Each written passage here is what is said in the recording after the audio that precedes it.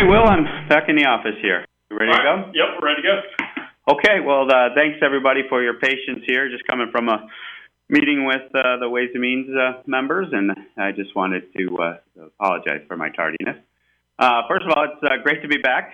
Thank you for your understanding. Thank you for so many well wishes, thoughts, and prayers out there for my little hiccup last week. And I can tell you we're getting stronger every day, and we're moving forward. So it's good to be back to work also.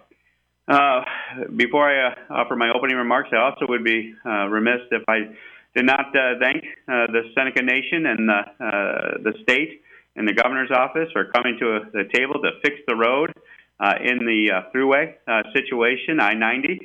We are glad to have been able to deliver the money to City of Salamanca last week for the firefighters, and this week to see that the thruway is getting fixed is something I'm very appreciative of and thankful of, and very happy that we were part of the efforts to make sure that the traveling public safety was taken care of, and that petty political disputes did not continue to put people's lives, people's safety at risk. So glad to see that come to a resolution. Obviously, there's a lot of news of the day, but one of the things that I wanted to lead with this week before we get into questions is we recently had the Democratic proposal that deals with the solvency of Social Security. John Larson's bill, 2100 is what they call it, to fix Social Security solvency, came back with a score from the Congressional Budget Office, the CBO, that indicated with that $1.3 trillion price tag that the Democrats are proposing, it only secured 9 years more worth of solvency on the Social Security program. That is why we have been so concerned about going down this path of tax increases, and we're going to make sure that we minimize, if not remove, tax increases as a solution to this proposal to solve Social Security in regards to making it solvent for generations to come. But at the same time, I think this highlights how big of a problem Social Security is. $1.3 trillion price tag only getting you 9 years of solvency is out of the realm of reality. So we establish our principles that we are committed to on the Republican side on the Social Security Subcommittee, and the Republican side is to limit, if not remove, tax increases as part of the solutions. But we are going to commit to long-term economic growth by rewarding work, not penalizing it, to help with the revenue side of the equation. We're going to provide equal treatment for public servants. We're going to want to act now to protect future generations, and we are open to protecting the most vulnerable people through focused reforms. Remember, that's our acronym of LEAP. We are ready to leap to solve Social Security, but I think the CBO score in only getting you 9 years of additional solvency for $1.3 trillion shows the impossibility of the Democratic proposal known as 2100 to solve this problem. That being said, I continue to want to work with John Larson and applaud his leadership for putting this out there. And it shows that we're going to really have to roll up our sleeves, figure out a way to balance this proposal, not just with solving it by the revenue side, but having an honest conversation about benefits, having an honest conversation about age, and looking at ways that we can target reforms to help the most vulnerable amongst us. So that being said, we will open it up to questions. Steve Brown. Hi there, Congressman. Appreciate you got me, Congressman? I got you. Go right ahead. Terrific. Good afternoon. Do you find any merit in what the Democrats are pursuing in regards to an impeachment investigation? It looks like it's in full gear over there. Yeah, I'm sad to say that I think you're correct that the Democratic majority in the House has been taken over by the base politics, that extreme element represented by the AOC squad, and even now Nancy Pelosi has conceded that she needs to yield to them controlling the Democratic Party. As to what I've seen substantively on the question of the transcript of the phone call, the whistleblower complaint, which we have read both extensively and in detail, when you talk about impeachment, you are talking about overturning the will of a duly held election called by the people of the United States. And I do not see a smoking gun in the evidence that has been put forward. A smoking gun type of scenario, to me, is what would cause me concern as to this approach on impeachment that the Democratic majority and Speaker Pelosi have now committed the House of Representatives to. And we'll see where they take it. But right now, boy, I just say I'm very concerned that they're going down this path based on what I have seen to date. One quick follow-up. Isn't this a matter of significant seriousness that it needs to be looked at? Obviously, when you're talking about impeachment as the choice of the tool to attack this with, I don't agree with that, given what I know today. So where they go from here, we'll leave it up to them. But, the other thing I would add to this is as they investigate this, boy, I hope we don't lose sight of the fact that we represent real Americans that are suffering day to day with things like drug pricing, like farmers under the Mexico-Canada deal, and they better be still willing to stay at the table and let us get something done and have votes on these matters so that impeachment is not what we do here 24/7, like it appears that they want to do. Thank you, Congressman. Yeah, thank you. Adam Francis. Congressman, how much do you think your involvement got these issues in Salamanca and the Thruway resolved here in New York State? And do you think that you would be getting involved in any other, state matters like that in the future? Yeah, well, I'll let the results speak for themselves. There was no money flowing to Salamanca for firefighters. There was no repair going to be conducted on the Thruway absent us listening to our constituents and saying, what is going on here? Our safety is at risk. And when I heard that voice, I was proud to yell it from the mountaintop, and then also to pursue. And this investigation's not over, and I'm very interesting to me how much the governor is referring to this U.S. Justice complaint that we have filed. It seems as if to me the lady doth protest too much, and so let's see where that investigation goes. And that's not done, that's not over. But at the end of the day, I'm going to let the results speak for themselves on I-90 and the city of Salamanca. And the fact is, who wins in us bringing the attention to this issue is the public, the people we represent. And now their safety is being taken care of in regards to addressing these issues. And as to other issues that are out there, stay tuned. I'm just going to be a voice where necessary to make sure that those that are engaging in petty political maneuvering or leveraging, such as what the governor, in my opinion, was doing here, we will call it out, and we will make sure that the interest of the public is paramount in all of these discussions and decisions out of Washington or out of Albany. Thank you, Congressman. Thank you. Jerry Zvinsky. Hey, Tom. How you doing? Doing well, Jerry. Good. One other impeachment question. It's kind of a wonkish one, I suppose, but just in terms of the process here, we don't know a lot about it yet, but we do know it's likely to either be in the hands of the Judiciary Committee or some sort of a combination special committee of Judiciary and Intelligence. You're not on those panels, so I'm just wondering, what role do you see yourself in as this drama unfolds here in the next few months?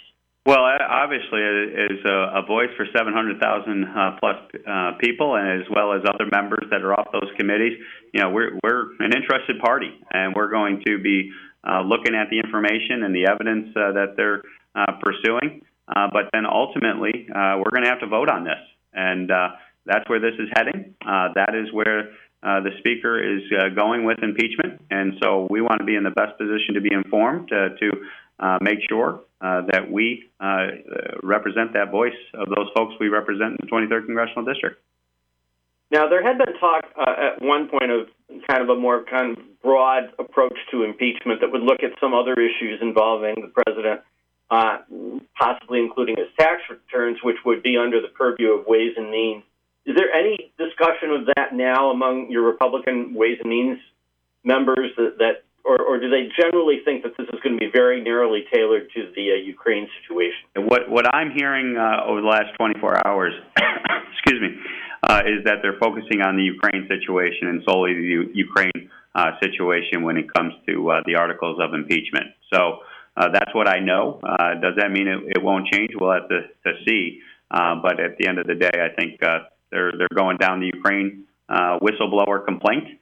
And boy, I just do not see a smoking gun in what has been presented in the complaint and in the transcript. All right. Thank you much. Terry Frank. Yes. Hi, Tom. Hey, Terry. Hey, I did want to ask a follow-up on this investigation into the whistleblower with regards to Rudy Giuliani. His name has come up prominently in all this, yet he's not a member of the State Department, nor the DOJ or anything like that. He is the personal lawyer of the president. How is it he's involved in all this, and do you have concerns about that? Well, obviously he's the president's personal attorney, which also means he's a close advisor of the president. And, he is obviously someone who's in a position to be in close relationship with the White House. And the fact that, per se, he's not a public employee does not trouble me that much, given the close relationship and professional relationship that clearly the president and him have in regards to being an agent and a voice for the president. Is he looking into things with regards to the campaign, or is he looking into them with regards to the president and what the Ukrainians know about him? I think all of the above. So, I'll defer to Giuliani as to those questions per se. But as an attorney, who's represented clients, that is a very close relationship. That is a relationship that is well known in America's circles of jurisprudence. And so, I think what he's pursuing is things that are of the president's within the president's orbit. All right. Thank you. Yep. Thanks, Terry. Jeff from Tavern Greater Orleans. I have no questions. Thank you. Thanks, Jeff. Dave Raleigh. Yes, this is Greg Larson in for Dave Raleigh. Good afternoon, Tom. Good afternoon, Greg. Before I wanted to continue on with this subject on impeachment, first I wanted to ask you how you're feeling. Obviously, you had a scare last week with the fall in Washington, and any health concerns going forward? Well, I so appreciate that, and I can assure you we had a head-to-toe examination over at GW in regards to what happened there, and it clearly was directly attributable to the undiagnosed pneumonia that I had. Typical Reed, I guess, a little stubborn in my makeup. I'm thinking I'm 18 years old, and I got a little cold, and I'll just work through it, and everything will be fine. And, a good friend of mine, Mike Kelly, a representative here in Pennsylvania, I think said it best. He owns a car dealership, and he's like, hey, Tom, when that check engine light's going on, doesn't mean you continue down the highway at 90 miles per hour and don't pull over. What you're supposed to do is go see the dealer, and i.e., obviously should have went to the doctors as I was going through that, or at least recognize that keep going at 90 miles per hour is going to be a problem. And so that's where we were. That's what caused the situation. And I will tell you, I went home that night, rested in my own bed in Corning, was able to go up to Cuca Lake for the Saturday, Sunday, which is, to me, God's my special place. Let's put it that way, in God's country, if you would. And with it 90 degrees, 85 degrees last weekend, Saturday, Sunday, I was able to soak up some good Western New York sun rays and feel a lot better. So I appreciate all the well wishes, the concerns by so many folks. Their thoughts, prayers meant the world to me, and we are getting stronger each and every day. We'll go to the doctor and follow up tomorrow, make sure the pneumonia is in check. We're taking our medicine, and I can attest my wife is making sure I'm getting the necessary rest that I need, and so we appreciate all the comfort and care that so many folks have given us. All right, and my question regarding impeachment is that Tracy Matrano came out with a statement either yesterday or today, coming out in support of the impeachment inquiry that was launched this week by the House. I'm wondering if you've been made aware of your opponent's statement on that matter. I appreciate bringing it to our attention, and it doesn't surprise me that Tracy Matrano would support impeachment of the president. I think she comes right from that ilk of the Democratic Party that is doing everything they possibly can to impeach this president and overturn the voice of the people of 2016. And so it doesn't surprise me. Appreciate you bringing it to my attention, and her support for impeachment is something for the voters to take into consideration going forward. All right. Would there be anything down the line that would change your mind on this investigation? Would there be anything that would tilt you towards this investigation? Well, just as I said in the Mueller investigation, and I'll say here, I do believe the better practice as an elected official is to follow the evidence, and that's a question I cannot answer. Other than to say, if there's new evidence down the road to take a look at, of course we'll take a look at it. But and will that change a position? It depends on the evidence and depends on what is presented. But given what we know from the review of the transcript, review of the whistleblower complaint, I just don't see a smoking gun type of piece of evidence that warrants the drastic, extreme measure of impeachment. Great, thanks, Tom. Yep, thank you. WBFO? My questions. Anyone from WBFO there? Can you hear me? All right. Rick Miller? Good afternoon, Congressman. Hey, good afternoon, Rick. I hope you're feeling better. I appreciate that. Thank you, Rick. You said yesterday in a statement that the transcript that you looked at turned up nothing nefarious. So does it bother you that President Trump seems to have asked the president of the Ukraine for help in his reelection? So, one, did not see those words in that transcript. They are not in that transcript. They are not there. What I did see was a request by the president to ask about corruption of a public official of the United States, i.e. Vice President Joe Biden, when he was a public official. My understanding of the situation is Joe Biden publicly bragged about his interference in regards to the Ukraine matter. He publicly stated his influence there and that President Obama was aware of it at the time. And that type of public corruption is something we should be concerned about. And so to me, there was not that request.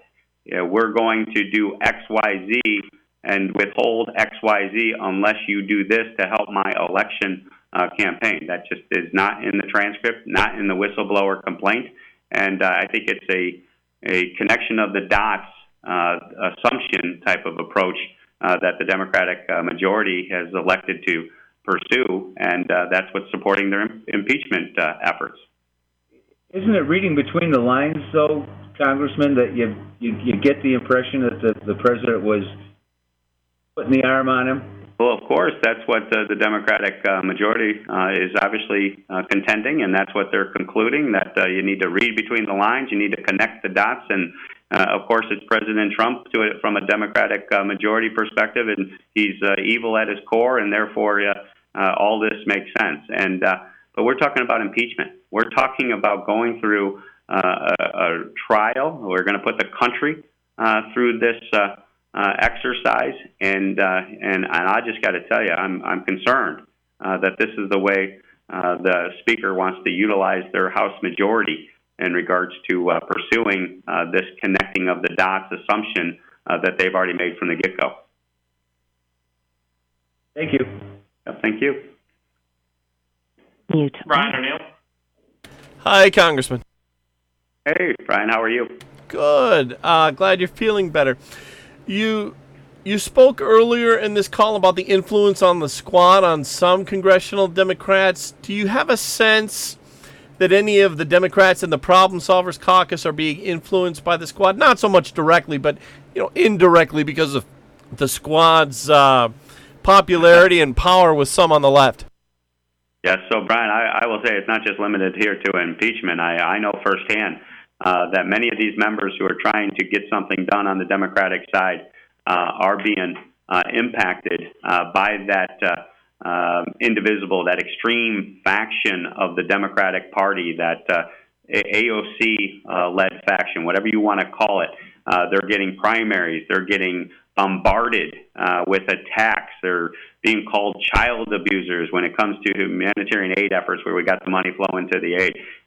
They are getting pounded on a day-to-day basis, and it has an impact. And kudos to some of the colleagues in the Problem Solvers Caucus that are standing up to it and are trying to say, hey, you know what, let's tap the brakes, let's go through the process, let's get the information before we jump. But it is clear that the vast, overwhelming majority of Democrats in the control in the House of Representatives have now just been steamrolled by that extreme faction of the left that's overtaken the party. And that's what Nancy Pelosi did. She was, right, I give her credit, up to this point in time, she was pushing back on that extremism. But even she, I think, could only have so much runway. And now what you see is the complete rollover of that more established Democratic reasonable approach being overtaken by extremism that's running the party today. Do you have a sense, Congressman Reed, of specifically who is behind all these primary threats and that sort of movement? I think it's not only is it just individual members that are, for example, I know AOC has played in some Democratic primaries with endorsements, but it's bigger than that. There are groups out there, Indivisible, Justice Democrats, these well-funded, hard left groups that are putting tremendous amount of resources and pressure on Democratic members, and you're starting to see these primaries develop. You're starting to see this civil war within the Democratic Party erupt, and you're seeing it on the primary field as we speak. And from my seat, looking from the outside in, it appears to me that the extremists have won that civil war and are now in complete control of the Democratic Party. Thank you. Thank you. You have been muted. Ryan To Whalen. unmute yourself, press the star key twice. Ryan Whalen? Ryan, are you there? All right. All right, that wraps it up. All right. Again, thank you all for your patience, and I really appreciate you tuning in this week, and we look forward to talking to everybody next week. Take care, guys.